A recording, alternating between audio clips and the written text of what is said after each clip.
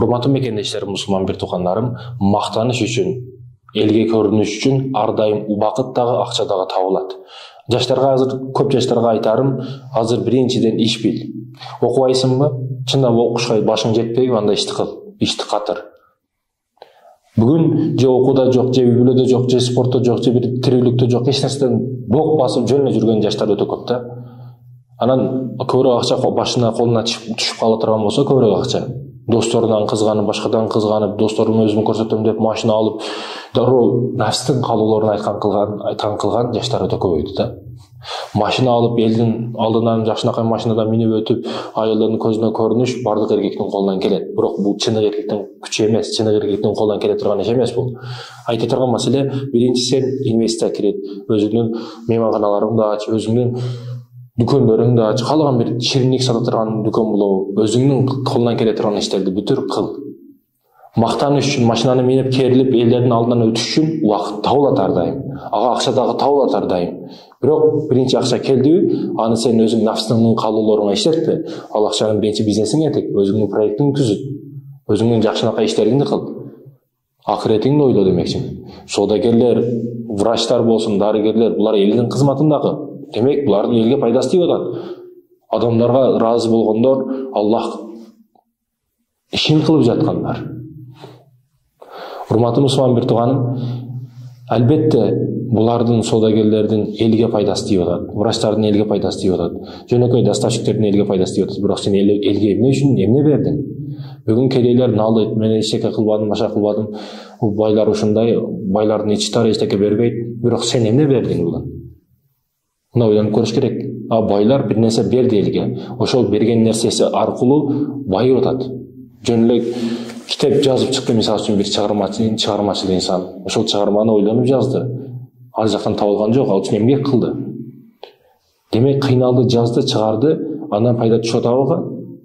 Ал демек алсын пайдасын. Сен дагы элге эмне бердиң? Бирөөнү ич тар, бирөө бир нерсени бербеди дештен мурда сен биринчи ойлонуп көрүшүң керек, сен эмне кылдың, эмне бердиң? Албетте бай үчүн элге бир нерсе бериш керек. Элдин каалоосуна бир нерсе бериш керек. Продукция жагы ишти оорутат, тамак бере турган болсоң, ишти оорутушу мүмкүн, санаптанция башка деген жактары дагы өтө көп. Бирок, мисалы үчүн жөнөкөй шыпыргыны алайлы. Шыпыргы бул тиричиликке тиешелүү. Үйдүн бир жерине шыпырат. Бул адамдын ичине оорутуп койбойт, же бир зыян берип койбойт. Шыпыргы сыяктуу нерсени ойлоп таптым, мисалы үчүн. Бул дагы өтө чоң идея. Мисалы, жакындарда мына чач тарач маселесиндеги адамдарда массаж кыла турган бир аппарат ойлонуп табылды. Бул кече жакында ойлоп табылды. Мында ойлоп карасак, 2 жыл мурда магазиндерге оромо самса келбейт эле. Азыр оромо самса магазиндергече коюлуп атат. Жөнөкөй мисалдарда бул бизнес идеялар жок эле мурда, кече жакында пайда болуп атат.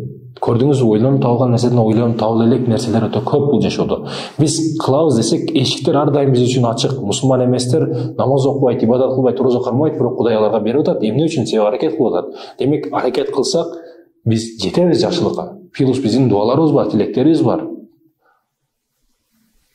Аракет кылышыбыз керек экенбиз. Биз урматтуу мусулман бир тууганым, албетте жалкоо болбошубуз керек. Тикендеги алып, алма бер Кудайым дебешибиз керек. Биз биринчи алманын уругун ташташыбыз керек, алма өсүш керек, суу куйушубуз керек, керектүү дары азыктарын беришибиз керек. Андан кийин Кудайдан алма бер деп тилесек, Кудайым буйрса алма берет. Алма бул маселеде эч ким талашпайт. Аллах Таала тикенден дагы алма берип кое берет. Аллахка бол дегени жетиштүү. Бирок урматтуу мусулман бир тууган, эмгек үчүн, адилеттүүлүк үчүн биздин акылыбыз берилген. Кошунаңыздын жөнөкөй эле мисал, кошунаңыздын бир ую огородуңузга кирип кетсе, огородуңузга кирип өзүңүздүн бышып турган жүгөрүңүздү жесе, ал мал, ал эшек, ал кой деп туруп кошунаңызды сөкпөйсүз, урушпайсыз. Себеби ал чындап мал, ал чындап эшек. Аны жөн эле огородуна айдап коесуз, өзүнүн огородуна. Себеби анын башы иштебейт, ал мал, себеби акылы жоган. Адамдардын айвандардан айырмасы акыл берилген. Ошол акылыбыз менен бүт жанлыктарга падыша болуп жаратылдык биз. Жердеги халифа болдук биз. Демек, бизде мүмкүнчүлүктөр, шарттар, шанстар өтө көп экен. Өнүгүү үчүн, ийгилик үчүн, бизнес үчүн, жакшылыктар үчүн. Биз дагы мисалы үчүн кашын шундар кийип алып, баягыдай немелерди ачып алып, зданияларга, бизнес центрлерден жерлерди арендаға алып, ар кандай сабактарды, бизнести үйрөтөбүз, андай кылабыз деп, ошентип сабактарды уюштурсак, зал толуп кетет бизге дагы. Бирок көп акчага үйрөнө турган нерселерди биз бекер айтып атабыз. Эмне үчүн? Элге жетсин деп, эл кылсын деп. Бул салих кызмат. Халыс Аллахтын ыраазылыгы үчүн гана. Була турган нерсе, ооба була турган нерсе. Кыла турган нерсе, албетте кыла турган нерсе. Урматтуу мусулман бир тууган, чындыгында ойлонушубуз керек. Биз аракет токтотпошубуз керек.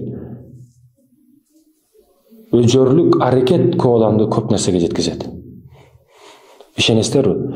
Өжөрлүк аракет көп нерсеге жеткизет. Баягы согуштардын биринде Куранды салып алып, чөнтөгүнө салып алып, ар дайым окуп жүрүп, душмандардын колуна түшөт.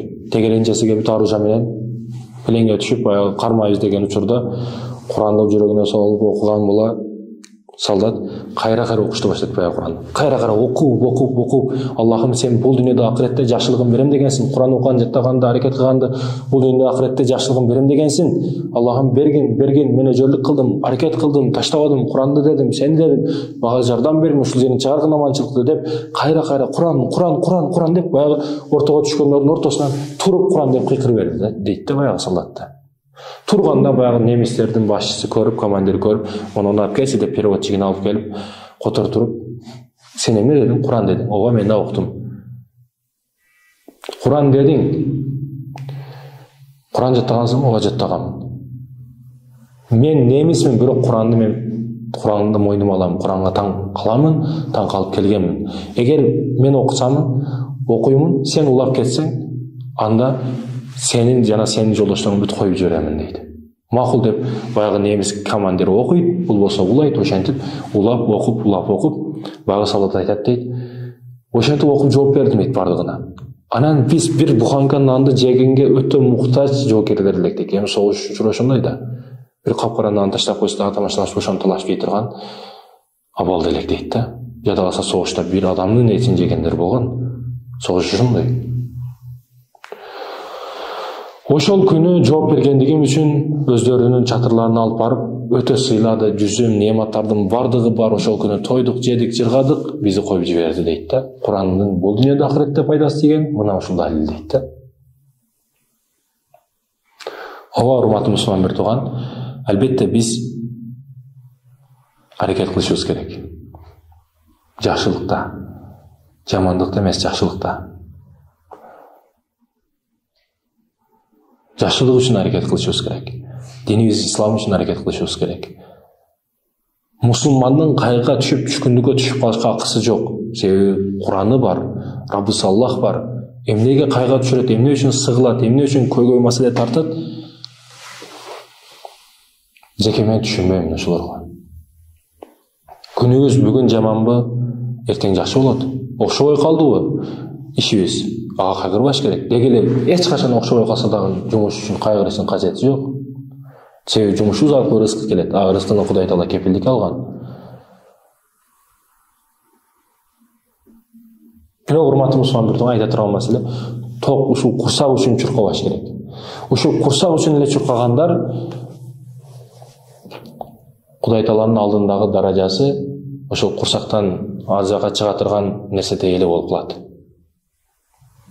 Жалаң жеш үчүн эмес, жашаш үчүн жеш керек. Мунун мааниси кандай? Мунун мааниси жөнөкөй квартира жайсың, үйүң толтура халдыкте толтура нерселер бар, бирок кошуна ачка жатат. Сен кантип уктасам экен деп кекирип уктай албай атасың, а бирок кошуна ачкачылыктан уктай албай жатат. Мына сенин абалың. Мына кошуна акысы. Ойлона турган маселе. Аракет кылышыбыз керек экен, динибиз ислам үчүн, китебибиз Куран үчүн. Бизде өтө чоң байлыктар, неаматтар бар, биз аракет кылбайбыз. Биз жалкоо болуп калдык. Моюнга алыш керек, чындап. Чынын моюнга алыш керек. Айнекти карасак, күзгүнү карасак, кээ бир күзгүлөр ичинен сыртын көрсөтөт, кээ бир күзгүлөр бар, өзүбүздү көрсөтөт. Бирок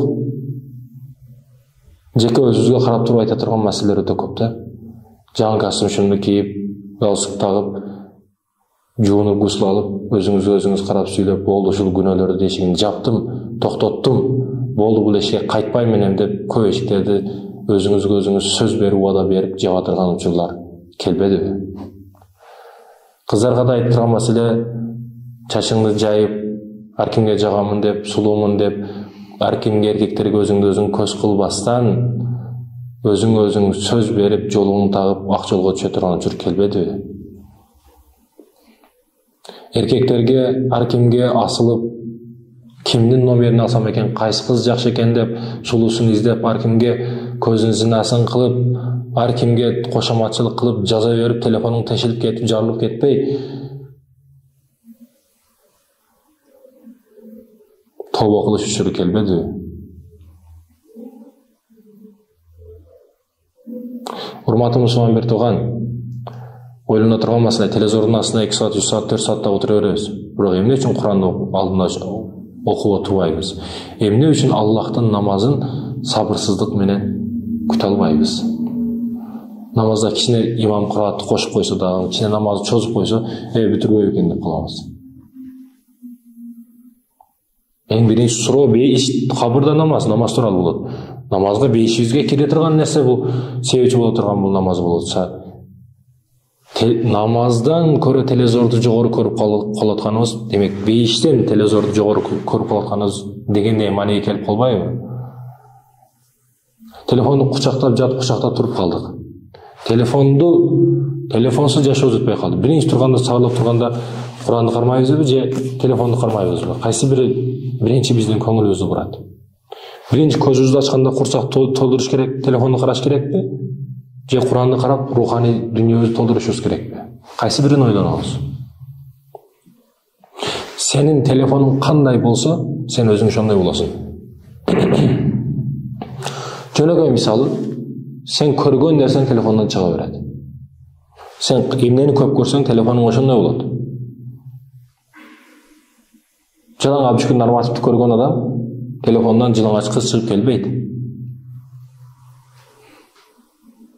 Сен ошол жабык парданы кайра тыта бергенсиң, анан отуруп каласың бир күн.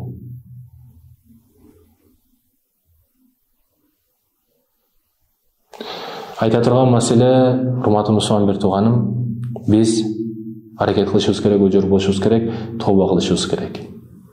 Ушул 3 маселеге токтолдук.